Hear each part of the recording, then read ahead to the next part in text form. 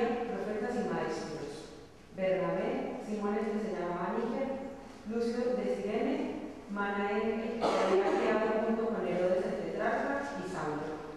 Ministrando estos al Señor y ayunando, dijo el Espíritu Santo: apartadme a Bernabé y a Saulo para la obra a que los he llamado. Entonces, habiendo ayunado y orado, les impusieron las manos y los despidieron. Ellos entonces, enviados por el Espíritu Santo, descendieron a Seleucia y de allí navegaron a Chipre. Y llegados a Salamina, anunciaban la palabra de Dios en las sinagogas de los judíos. Tenían también a Juan de ayudante. Por tu palabra, Señor, que podemos estudiarla juntos, Señor, porque estamos en una ciudad donde tenemos la libertad, Señor, de hacerlo y de proclamar tu palabra. Gracias por la vida de José Luis, Señor, por su preparación y por la disposición de su corazón, Señor, para transmitirnos lo que tú nos quieres hablar a nosotros. Te pido que tu Espíritu Santo esté con él, Dios, para que nos explique, que esté con nosotros también, Señor, para que seamos receptivos a lo que quieras decirnos. En tus manos lo ponemos en el nombre de Jesús. Amén.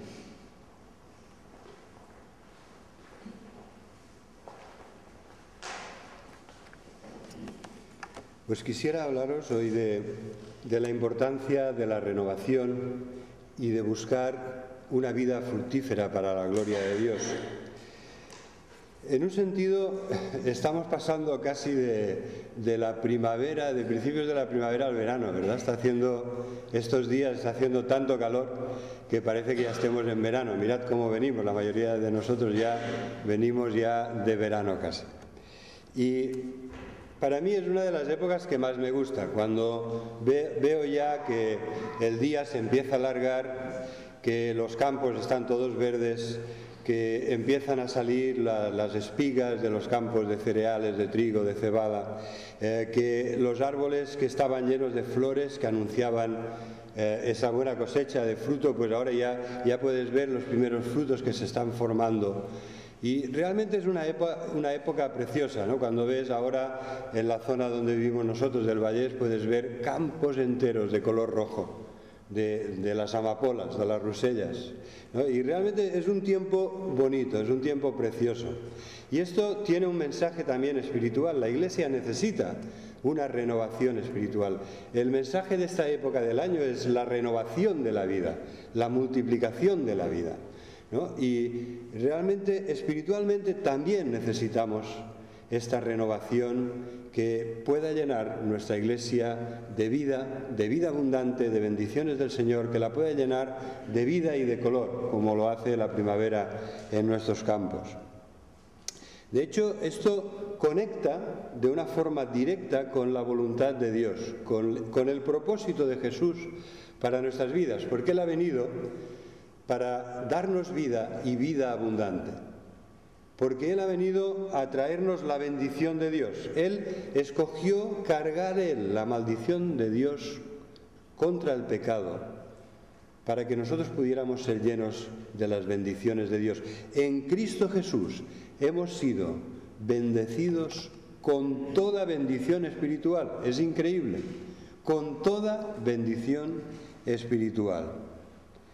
Así que, en un sentido, cuando vemos en los campos esta explosión de vida, ¿no? Después del invierno que lo ha secado todo, que a veces lo ha dejado todo medio helado, cuando vemos esta explosión y renovación de la vida, cuando vemos las flores que llenan los árboles frutales, todo esto anuncia una futura cosecha, ¿verdad? Los campos de cereales. Al principio son solo unas matitas verdes así de pequeñas, ¿no?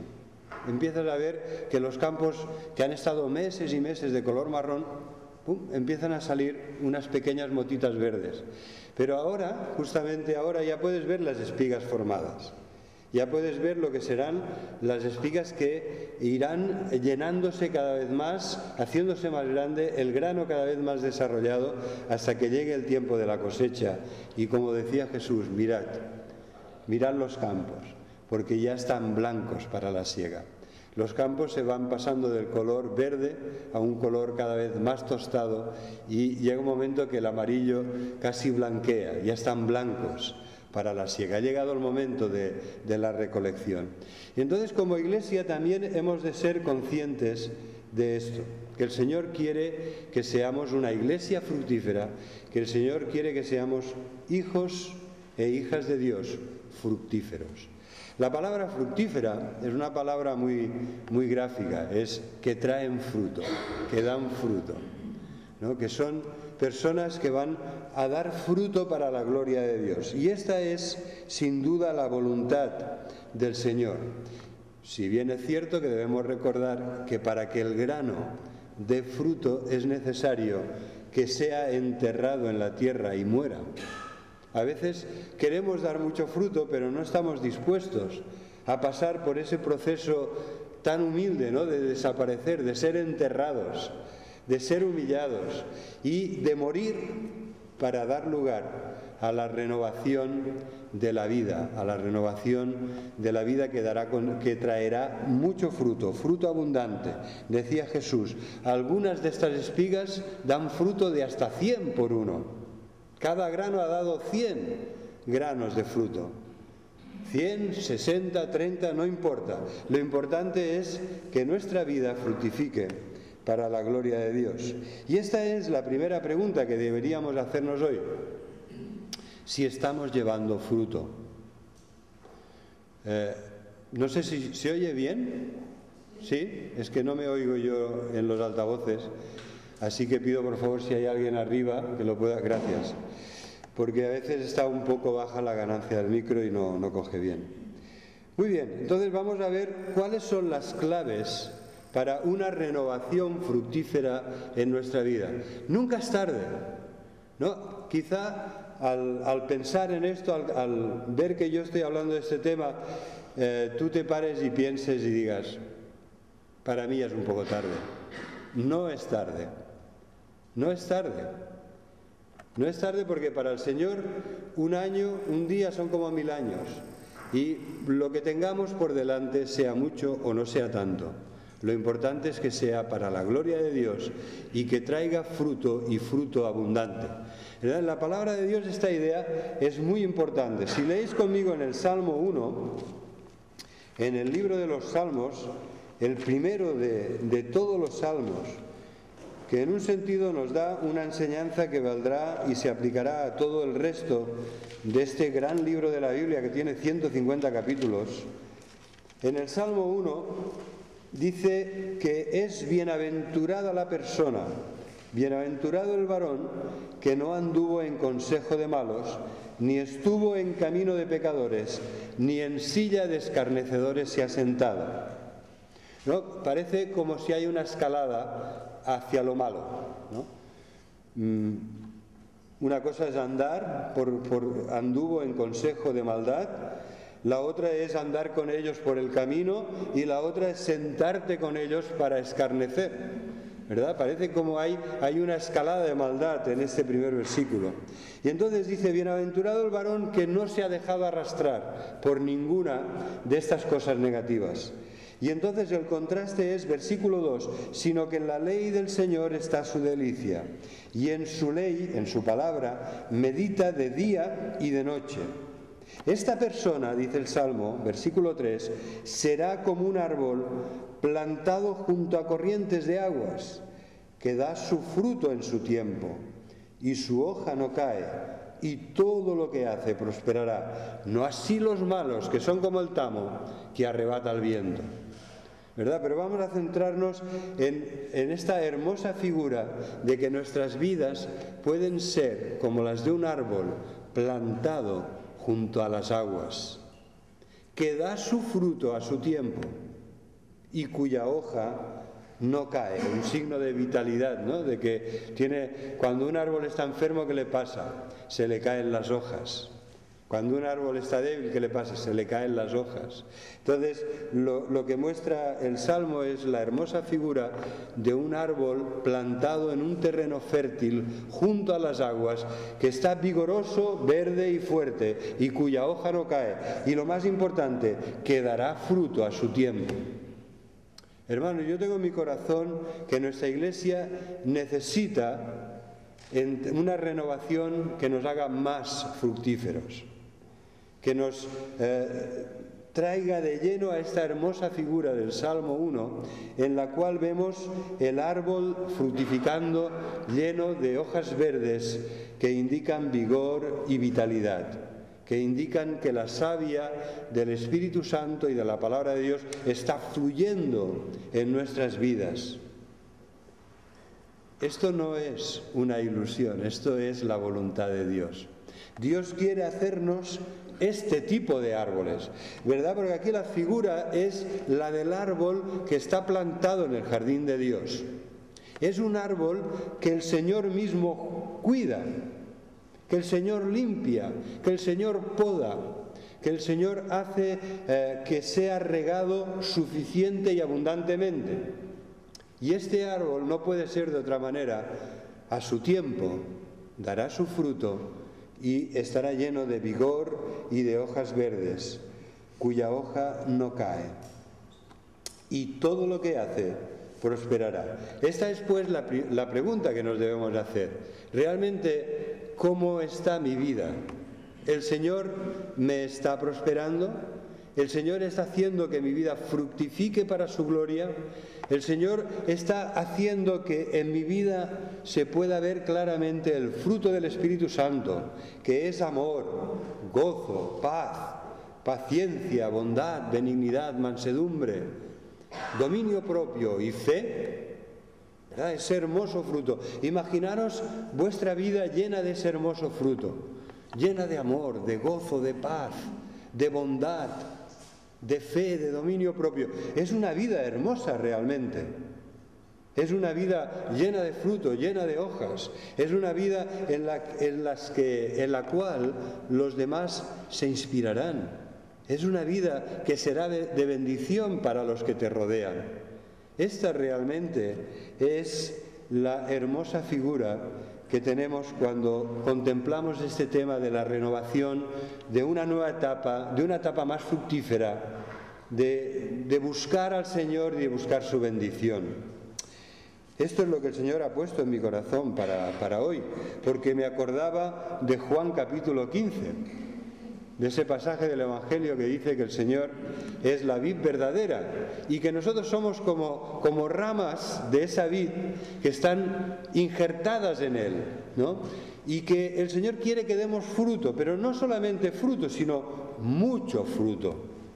Y que el Señor va a hacer todo lo necesario para que esto sea así. Él cortará las ramas inútiles para que aquellos que están injertados en Cristo, la vid verdadera, lleven fruto y fruto abundante. Y el fruto es permanecer en Él y que su palabra permanezca en nosotros. Esta es la base del fruto, lo que hace posible que el fruto abunde en las vidas de los hijos de Dios. Así que vamos a ver una serie de claves para que podamos experimentar una renovación fructífera en nuestra vida. La primera de estas claves es que debemos adorar al Señor, debemos poner a Dios primero. Debemos poner a Cristo en el centro de nuestra vida. Debemos hacer todo lo necesario para que Cristo, para que el Señor Jesús reine en nuestro corazón como Señor. Porque nuestra conversión no tiene otra evidencia de que es verdadera, no tenemos otra evidencia de que hemos recibido a Jesús como nuestro Salvador, sino cuando vivimos reconociéndole y haciendo evidente que Él es también nuestro Señor. El Señor Jesús nos hablaba justamente en ese pasaje que Él habla de los campos que ya están blancos para la siega. El Señor Jesús nos enseñó acerca de los adoradores verdaderos. Son las personas que adoran a Dios no en un lugar determinado o de una forma especial, sino que lo hacen con una actitud correcta, en espíritu y en verdad, que lo hacen guiándose por la palabra de Dios, que tanto nos ayuda a conocer a Dios y a conocer tu voluntad. Así que tenemos aquí, vamos a volver al libro de los Hechos, en el capítulo 13, y vamos a fijarnos en este texto. Nos habla de una iglesia como la nuestra, pero era una iglesia que estaba siendo muy bendecida, que había crecido mucho. El Evangelio realmente había llegado a cientos de personas, y en aquella iglesia el Señor había puesto profetas y maestros, había puesto pastores y maestros, y eran Bernabé, Simón, Níger, Lucio de Cirene, Manaén, que se había criado con Herodes, y Saulo. Tenemos mencionados por nombre esas 5 personas, de las cuales conocemos muy bien a 2, a Bernabé y a Pablo. Y se nos explica que estos estaban ministrando al Señor. ¿Qué querrá decir esta frase? Yo creo que esta es la primera clave. Debemos ministrar al Señor. Debemos adorar al Señor en espíritu y en verdad. Falla una conexión, ¿no? Bien. Aquí está claro que falla porque no está conectado. Bueno, yo me estaba esforzando. Qué bien. Yo ya intentaba que os llegara la voz, pero así llega mejor, ¿verdad? Mucho mejor. Muy bien, muchas gracias, Marta. Ya nos pasó otra vez que estuve, por eso me ha venido el flash de que debía ser este cable. Muy bien, como os decía, tenemos la primera clave en esta palabra, ministrando al Señor. ¿Qué querrá decir esta palabra? Ministrar al Señor. ¿No? Todo buen gobierno tiene un buen equipo de ministros. ¿Tendrá algo que ver con esto de los ministros? Ministrar al Señor. ¿Quién me puede dar una idea de lo que significa esto? Ministrar. Sí, algo tiene que ver con la comunión, con el servicio. ¿Os suena la palabra? De hecho, fijaros, los ministros tendríamos que pedirle al señor Rajoy que lo haga así, que busque a buenos siervos, porque la palabra ministro es la palabra latina, viene de la palabra latina minister, que significa siervo, ¿no? Un administrador que sirve. Y efectivamente aquí tenemos a estos siervos de Dios que están ministrando al Señor. Esta palabra que encontramos aquí es la misma que utilizará Jesús cuando es tentado por Satanás. ¿Os acordáis de esa situación cuando Jesús es bautizado, llevado por el Espíritu al desierto y allí ayuna 40 días y 40 noches y Satanás le tienta? Y en una de las tentaciones Jesús le responde diciendo: al Señor tu Dios adorarás y solo a Él servirás, ¿no?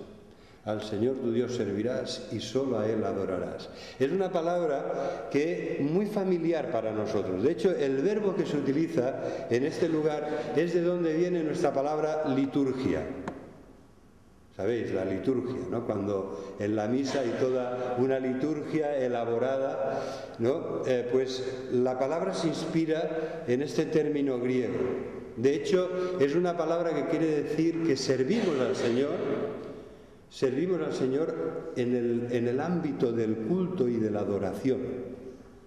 ¿Vale? No es servirlo, porque también lo podemos servir cuando estamos ayudando a alguien, cuando estamos intentando consolar a otra persona. Lo podemos servir de 1000 maneras, pero aquí en este lugar tiene que ver con el servicio cúltico. De hecho, ya sabréis, ¿verdad, Eugenia?, que en Estados Unidos a los cultos les llaman service, ¿verdad? El culto es service y se inspira justamente también de esta palabra, ¿no? De servir al Señor en el ámbito del culto y de la adoración. Así que la primera clave para una renovación, no podía ser de otra manera, es buscar al Señor de todo corazón, buscarle con toda el alma. Intentar que nuestra vida sea una vida que realmente lleve por todas partes el aroma de la presencia de Dios y de la adoración sincera, espiritual y conforme a la palabra de Dios, al Señor. ¿verdad? Esta palabra nos habla, es como cuando el Salmo 100 dice, servidle con alegría, venid ante su presencia con regocijo. Nos habla también del culto. Dice, venid, venid y alabad al Señor, cantadle salmos, ¿no? Porque esa es la gloria al Señor, que su pueblo le alabe, le adore, le dé gracias. Y entonces dice, servid al Señor, venid ante su presencia con regocijo. En el servicio del Señor no solo cuenta lo que hay, esto es lo más importante, lo que hay en tu corazón. Porque a veces hay personas llenas de gestos elocuentes, o podemos ver iglesias en las que todos están, que parecen en éxtasis con las manos levantadas y bailando. Y claro, el Señor mira al corazón. Porque esto sí corresponde a que realmente nuestro corazón está lleno de alegría, de gratitud, de gozo. Si esto es así, gloria a Dios, está bien, ¿no? Que alabemos al Señor, que lo hagamos de una forma sincera y expresiva. Pero lo malo sería que no fuera así, que realmente los actos, las acciones, los gestos no correspondieran a un corazón lleno de amor y gratitud, rendido al Señor, sirviendo cúlticamente al Señor, que es un sinónimo de adorarle, ¿no?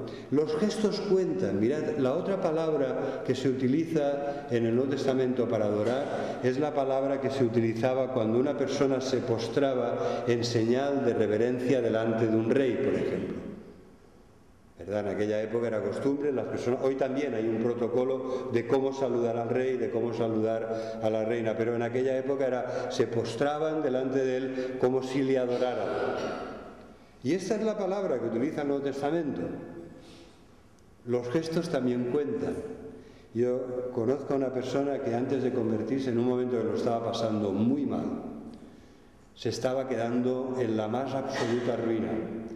Habiéndose una persona de muchos medios, estaba en una situación en la que parecía que todo le fallara. Se le estaban hundiendo los negocios, estaba pasando por un mal momento personal, por un mal momento matrimonial y familiar. Y en ese momento, a él no se le ocurrió otra cosa que desnudarse y estirarse en el suelo, en señal de que reconocía que solo Dios podía ayudarle. Y no sabía cómo hacerlo, y se le ocurrió hacerlo de aquella manera, y se estiró en el suelo y empezó a clamar al Señor. Los gestos cuentan, porque de nada sirve hacer una obra de teatro, ¿verdad? Sobre todo cuando nadie te ve, y Dios ve mucho mejor que tú lo que hay en tu corazón. Si esos gestos de postrarse en el suelo delante de Dios y clamar no hubieran correspondido a un corazón que buscaba al Señor, el Señor no hubiera hecho ni caso. Si hubiera sido teatro, el Señor no hubiera hecho ni caso. Pero el Señor escuchó a aquel pobre hombre desesperado y le concedió lo que tan urgentemente necesitaba. Y aquello que no había podido conseguir durante meses y meses y meses de buscar todos los medios para conseguirlo, por la mañana, eso fue durante la noche, por la mañana a primera hora recibió la respuesta del Señor a su acto de humillación buscando la ayuda de Dios. Y esto nos lleva a la segunda clave. ¿Tenéis buen apetito? ¿Tenéis buen apetito? ¿Sí? Yo sí, tengo normalmente quizá demasiado, ¿verdad? Pero esto es un signo de salud, ¿no? Tener buen apetito es signo de salud, porque el cuerpo ya se encarga, en un sentido, si eres una persona saludable, el cuerpo ya se encarga después de eliminar lo que no necesitas. Claro, cuando llevamos toda la vida dándole muchísimo más de lo que necesita, a mí me decía un médico, dice, al final el cuerpo se cree tu mensaje y dice, voy a empezar a guardar, ¿no? Porque si me está dando tanto cada día, es que algún día lo necesitaré, voy a empezar a guardar, voy a empezar a retener, ¿no? Pero si no es así, realmente cuando se come de una forma equilibrada, el cuerpo mismo se equilibra, lo que no necesitamos lo eliminamos. De una forma u otra, el cuerpo es inteligente para hacerlo. Pero yo os pongo este ejemplo porque ¿qué tal estamos de hambre de Dios, de hambre de alimentos, vamos bien, ¿no? La mayoría vamos bien, pero de hambre de Dios, ¿qué tal estamos de nuestra sed y nuestra hambre de Dios? ¿Verdad? Esto es muy importante, porque en un sentido esto va a condicionar aquello que anhelas, aquello que deseas, aquello por lo que sientes verdadera hambre, va a marcar tu vida. Va realmente a ser algo que influenciará poderosamente en nuestra vida. Y efectivamente aquí vemos, después de esta frase, ministrando todos estos hombres al Señor y ayunando, aparece aquí esta mención, estaban ministrando y ayunando. ¿Qué lugar tiene el ayuno en nuestras vidas? Cuando hicimos, no sé si os acordaréis, pero cuando hicimos la inauguración de nuestra nueva etapa en la iglesia de la Bonanova, hablamos de un pasaje que habla de los odres nuevos, ¿no? Porque es necesario que para el vino nuevo, que éste se ponga en odres nuevos. De la misma forma que el paño nuevo, si tienes que hacer un remiendo, tienes que hacer un remiendo nuevo de paño nuevo, ¿no? En un vestido nuevo, si no, tira y rompe, dice Jesús. Y entonces esta enseñanza de Jesús tiene que ver con un momento en el que los discípulos de Juan le preguntan: ¿por qué no ayunan tus discípulos? ¿Por qué tus discípulos no ayunan como nosotros? ¿Por qué no enseñas, como ha hecho Juan Bautista, a sus discípulos a ayunar? Y entonces Jesús respondió: ¿cómo van a ayunar los amigos del novio mientras están con el novio, celebrando que están con el novio? Dice: ya vendrá un tiempo en el que ayunarán. Y de esa forma Jesús hizo dos cosas. Por una parte, justificó que sus discípulos no ayunaran entonces, pero también anunció que sus discípulos ayunarían más adelante cuando el novio les fuera quitado. Y de hecho, este pasaje del libro de los Hechos es un cumplimiento de este anuncio profético de Jesús. El novio les había sido quitado y vemos en el capítulo, no hace mucho, vemos aquí a Pedro ayunando en el capítulo 10, ¿verdad? Estaba Pedro...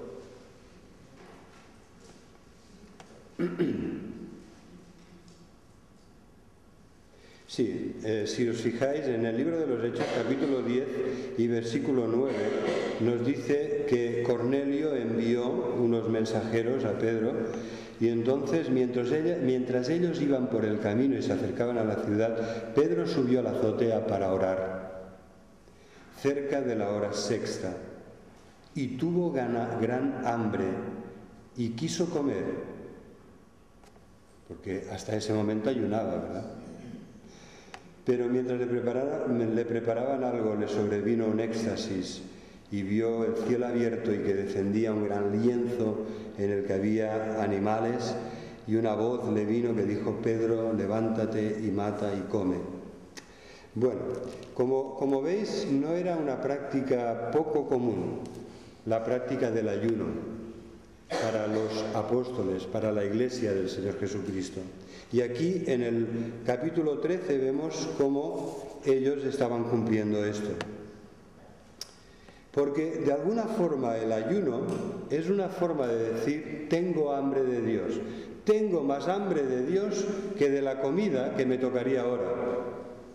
¿Verdad? Esta es una de las formas en las que podemos entender qué significa el ayuno. El ayuno es un símbolo de que tenemos más hambre de Dios que de ninguna otra cosa. En la Biblia hay diferentes clases de ayunos. Por ejemplo, el de Isaías 58 es el ayuno del pecado. De nada serviría que nos privemos de alimentos si nuestras vidas están llenas de pecado. Dice Isaías, ungido por el Señor: el verdadero ayuno es que desatéis los lazos de impiedad y de injusticia, y de que no hagáis cosas inicuas, y de que ayudéis a los necesitados, y de que no oprimáis a los desvalidos. Así que el ayuno es un medio de gracia. como lo es la oración, como lo es también la palabra, leer, estudiar la palabra, escuchar la palabra, como lo son el bautismo y la Santa Cena, como lo es la comunión fraternal, como lo es también la ofrenda. Hay medios de gracia, son cosas que Dios quiere para nosotros, que Dios nos ofrece para que por ellas entendamos mejor las cosas del Señor. Y el ayuno tiene un lugar importante en este pasaje porque si os fijáis aparece en el versículo 2 y en el versículo 3. Entonces, habiendo ayunado y orado, les impusieron las manos y los despidieron. El ayuno, tengo un libro además que quería enseñaros. Por favor, Marta, como hoy estás tan servicial con los libros, aquí en el maletín me he descuidado el libro Hambre de Dios. ¿Lo podrías traer, por favor? Gracias. Me parece que sí, que me lo dejaba allí, ¿no? O estará encima de la mesa, quizá. Porque os lo quería enseñar. La verdad es que este libro ha cambiado mi perspectiva del ayuno. Yo no debo confesar, y lo hago con humildad porque no es algo que sea positivo, que no he ayunado mucho. Si os fijáis, en nuestras iglesias, en las denominaciones de tipo histórico, protestantes, históricas, como son las bautistas, gracias. Este es el libro que os quería enseñar. Hambre de Dios. El autor es muy conocido, John Piper. El autor es uno de los pastores y escritores evangélicos actuales más conocidos y más recomendados, ¿sabéis? Más apreciados. Entonces yo os recomiendo este libro. Espero que os sea de tanta bendición y ayuda como lo ha sido para mí.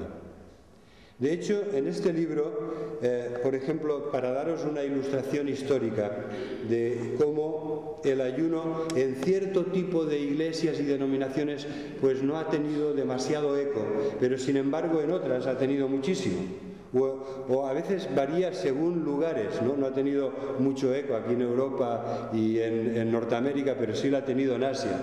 Y aquí nos habla de la situación histórica en Corea. En Corea, la primera iglesia evangélica se fundó en 1884. Un siglo después, es decir, en 1984, esto ya está mucho más cerca de nosotros, había 30.000 iglesias evangélicas. Esto quiere decir que cada año se creaban 300 iglesias evangélicas. Aquí están contadas todas las denominaciones evangélicas, evangélicas y protestantes. Y entonces, de lo que llama la atención, una de las cosas que llama la atención es su fe en el Señor expresada en oración y ayuno.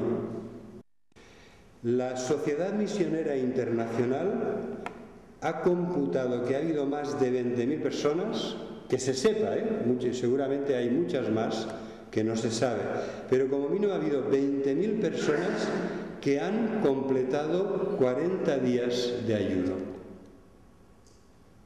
Creo que esto es mucho, ¿no? Porque cuando lo leemos en la Biblia, cuando leemos que Jesús ayunó 40 días, pensamos, debe ser la muerte, ¿no?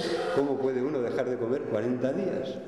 Y sin embargo, 20.000 hermanos de Corea cumplieron este periodo de 40 días, al menos una vez, en las casas de oración que tienen en las montañas.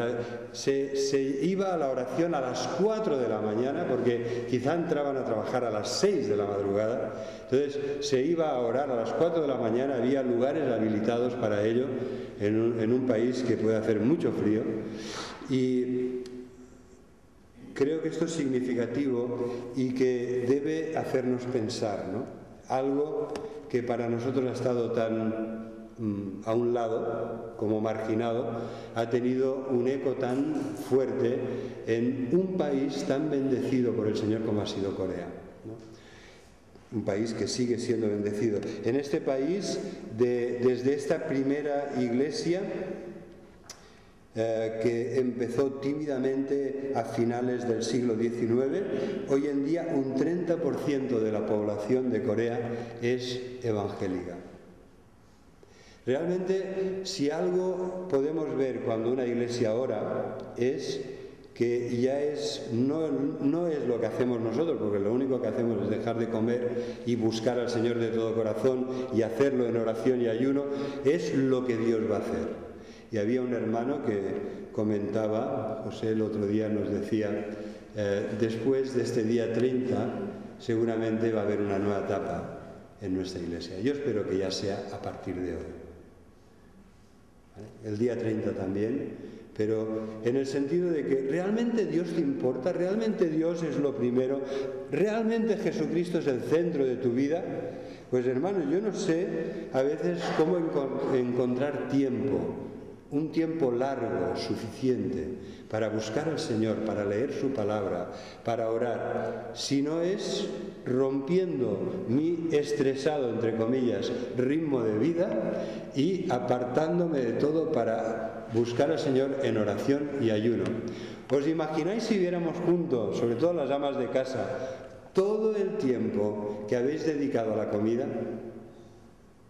Vamos a trabajar para tener dinero para comprar comida.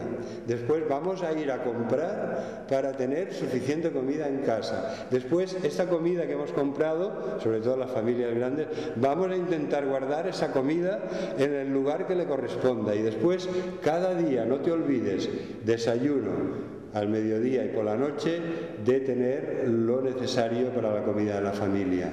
A veces esas comidas, la elaboración puede durar 1 hora. Después recojamos todo lo que hemos ensuciado y lo vamos a limpiar y lo vamos a fregar, secar y colocar. ¿Verdad que es una de las cosas a las que hemos dedicado más tiempo en nuestra vida? Todo lo que gira alrededor de la comida. Por esto hay momentos de la vida en que debemos decir, Señor, tengo tanta hambre de ti que prefiero pasar hambre ayunando que perder, entre comillas, más tiempo con todo lo que tiene que ver con la comida. Entonces, hemos entrado, creo, algunas de las personas de la Iglesia lo han compartido conmigo, hemos entrado en esta etapa.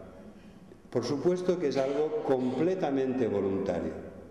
No estoy diciendo, a partir de ahora debes ayunar, en ninguna manera. Ya sabéis que Jesús, cuando planteó este tema, dijo, si ayunas, que no se te note. Si ayunas para ser visto por los demás, no sirve para Dios. Ya tienes lo que buscabas, ¿verdad? Has ayunado, has puesto cara pálida y así medio demacrada, has salido y han dicho, qué persona tan espiritual que está ayunando, ¿verdad? Ya tienes lo que buscabas, ya lo has conseguido, ya los demás lo han visto y lo han comentado, ya está, no sirve. Para Dios no sirve. Pero aquí tenemos un ayuno público en una iglesia como la nuestra, que marcó la obra misionera que ha llenado el mundo. Si antes hemos hablado un momento de Corea, lo que tenemos aquí delante en Hechos capítulo 3, esto ha sido algo que el Señor ha utilizado para llenar el mundo con el Evangelio. Hasta ese momento el Evangelio se había quedado en Palestina, en una franja pequeña de tierra que iba desde Judea hasta Siria. Estamos hablando de muy pocos kilómetros. Y a partir de aquel momento el Evangelio cruzó todas las fronteras y llegó en pocos años hasta Roma y se cree que incluso hasta España, porque Pablo una y otra vez mencionó su deseo de llegar hasta lo último de la tierra. ¿Verdad que hay un cabo en Galicia que se llama Finisterre? Pues Pablo se cree que él estuvo en Tarragona, no sé si llegó al cabo de Finisterre, pero sí, en todo caso, que llegó a Tarragona y llevó a España el Evangelio del Señor Jesucristo. Así que cuando hacemos un ayuno y no lo hacemos para que nos vean, no es algo indebido que se haga colectivamente, públicamente. Proponemos para el día 30, que hay una velada especial de oración, proponemos que aquellos que voluntariamente lo deseen y lo decidan sin ningún tipo de presión, que se unan a nosotros en oración y ayuno. El día 30, sábado, a las 6 de la tarde. No vamos a poner hora porque cada uno marcará la hora en que debe acabar y volver a su casa. Pero este día lo vamos a dedicar a la oración y los que quieran también al ayuno, porque entendemos que es la voluntad de Dios que lo hagamos así, buscando la guía del Espíritu Santo y buscando la bendición del Señor. No podemos desvincular el ayuno a buscar a Dios. Yo me acuerdo, la última vez que ayuné, perdonadme que os ponga, me sentí muy mal. No por el hambre, al contrario, ¿no? Pero me sentí muy mal porque pensé, a ver, si no puedes conseguir apartar el tiempo necesario para dedicarte a la palabra del Señor, a buscar al Señor de todo corazón, a orar durante tiempo y rato y horas, entonces ¿por qué ayunas? Si te has pasado el día como los otros días corriendo de aquí para allá, ¿verdad? Yo mismo, y perdonadme que ahora me ponga a mí como ejemplo, pero yo mismo me hice esta reflexión, ¿no? De decir, si es un tiempo de ayuno, quisiera que fuera un tiempo especial para buscar al Señor en su palabra y en oración, para dedicar, si normalmente puedo orar 1 hora, pues yo quisiera que ese día poder orar mucho más, ¿no? Y espero que este día sea un día de bendición al que estáis todos muy cordialmente invitados. No podemos separar el ayuno de lo que vemos aquí, de que ellos fueron guiados por el Espíritu Santo. En ese contexto de adoración, de oración y de ayuno, fueron guiados por el Espíritu Santo de una forma muy clara y directa para que escogieran a 2 personas, a Bernabé y a Pablo, y los enviaran a predicar el Evangelio. Y esto ha sido de gran bendición para toda la humanidad. Hermanos, que el Señor nos guíe a nosotros también, con toda humildad lo digo como iglesia, para que de aquí pueda salir un Bernabé o una Bernabé y un Pablo. Y que sea de mucha bendición, para que esta iglesia sea renovada y pueda llevar mucho fruto, fruto abundante, para la gloria de Dios. Porque si queremos hacerlo así, no debemos olvidarnos que las claves son buscar al Señor de todo corazón, hacerlo en oración, que los que quieran lo hagan también en ayuno y en sensibilidad a la guía del Espíritu Santo, que nos habla normalmente por su palabra. Pero ¿verdad que cuando tienes una decisión delante en la que se trata de decir, Señor, ¿qué tengo que hacer? ¿Tengo que seguir en este negocio o no? ¿Tengo que irme como misionero o no? ¿Dónde tengo que ir? ¿A qué lugar? ¿Cómo? ¿De qué manera? ¿Con qué medios? Hay decisiones de este tipo que no están escritas en la palabra y que necesitamos oír esa voz inaudible, pero muy real, la voz del Espíritu que te dice, que te guía, que te orienta, que te consuela y que te capacita para la obra de Dios. Que el Señor nos ayude a que sea así en nuestra iglesia. Amén.